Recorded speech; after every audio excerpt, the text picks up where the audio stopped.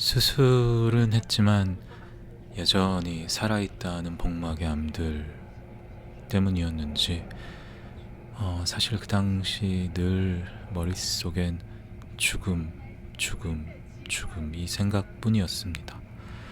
어쩌면 정말 완치가 아닌 완화를 위한 수술이란 말, 정말 의사 선생님들은 다 그렇게 보수적으로 말해 라는 느낌의 그런 게 아닌 믿기 힘들었지만 정말 맞는 말이었구나부터 윤회, 환생, 존재하는가에 대해서도 정말 말도 안 되는 생각도 해보고, 난 무얼 위해 태어난 걸까, 어떤 연으로 부모님을 만나고 또 누나를 만나고 또 가족들을 만나고 친구들을 만나고 사람들을 만나고 했던 걸까, 여러 가지 아프기 전엔 정말 해보지도 않았던 생각들.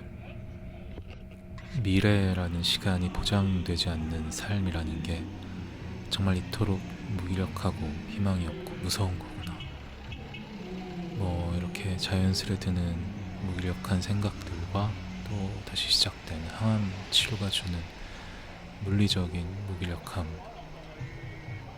또 부작용이 시작되었고, 한 가지 약으로만 치료를 한다고 했지만 항암 치료는 항암 치료였습니다. 음식 섭취가 굉장히 힘들었고, 역시나 냄새에 민감했고, 더군다나 위는 절제를 해서 3분의 1만 남아있는 그런 상황이라서 몸과 마음이 적응을 하지 못했던 그런 시기였습니다. 덤핑 증후군 같은 것들 나중에 말씀드리겠지만 그런 것들 찾아오기도 했었고, 사실 잘라낸 위에 어떤 소화양이나 소화력 이런 걸 확인할 수 있는 시기는 아니었습니다. 절대적으로 못 먹었기에 그나마 휴지기에는 3개의 약으로 했을 때보다는 회복이 상대적으로 조금은 빨라서 조금 더 먹기는 했습니다만, 기본적으로 정말 못 먹었었고, 그로 인한 답답함, 다툼이 있기도 했었죠.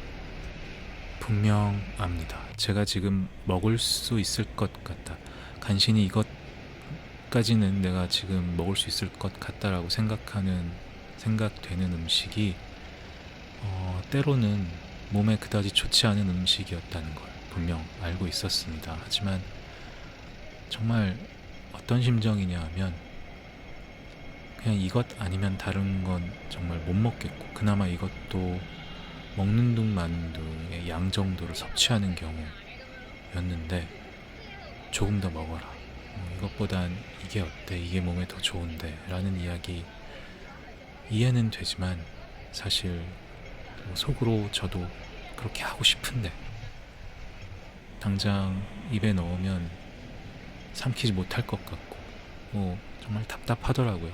그런 일들도 있었고, 아무튼 그렇게 여름을 보내기 시작했습니다. 개인적으로 심야식당이라는 일본 드라마를 굉장히 좋아했었는데, 아마 그때 한국판이 SBS에서 방송을 했었던 걸로 기억이 됩니다.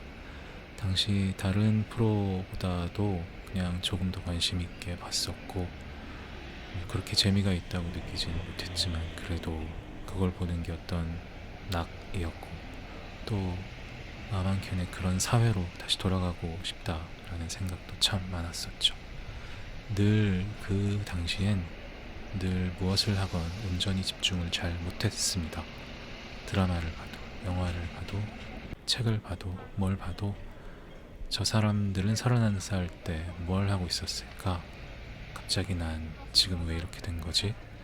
당장 작년 여름엔 여행도 가고 했었는데 순식간에 이렇게 사기암 환자가 되어서 그저 집에서 약에 지쳐 누워있고 한다라는 게 참 비교되고 바깥 생활이 너무 부럽고, 하지만 그럴 때마다 여자친구가 좋은 생각들 하게끔 곁을 잘 지켜주었던 것 같습니다. 부모님 또는 가족이 주는 사랑과 분명 다르죠. 또래의 이야기들, 또래의 생각들 공유할 수 있는 사람이 있었다는 게 정말 컸었습니다. 사실 다시 그때로 돌아가라면 정말 싫지만 그래도 그 시절에 받은 마음은 정말 소중하고 지금 생각해봐도 참 고맙습니다.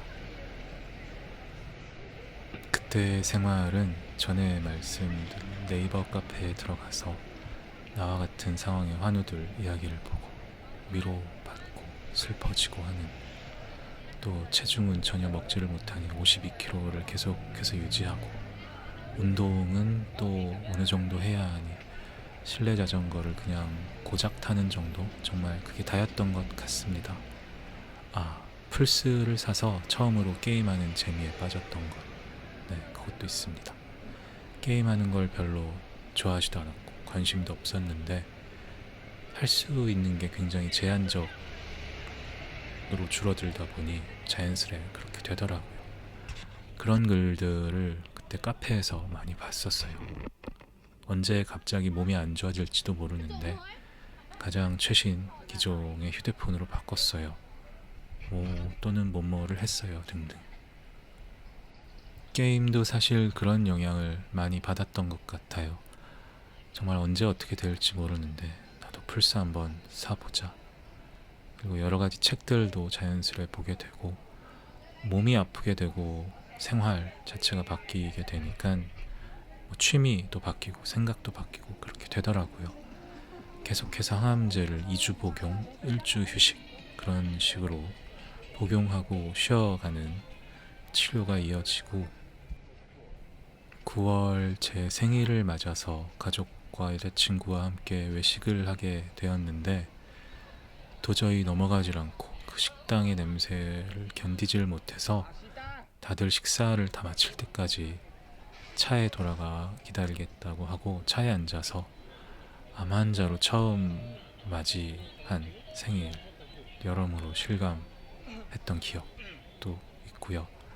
그즈음 암으로 돌아가신 고모, 저처럼 사기암을 선고받으시곤 나이로 인해서 제대로 된 치료를 받아보질 못하셨고 평생 수녀님으로 사시면서 상당히 유치원의 아이들과 함께 지내셔서였는지 늘 저희 시선에서 친구처럼 저희를 대해주셨던 아주 좋은 고모였는데 마지막 즈음엔 그 당시 저도 상태가 좋진 않았지만 찾아뵈었었는데 절 못 알아보시더라고요. 그래서 굉장히 펑펑 울었던 기억이 납니다.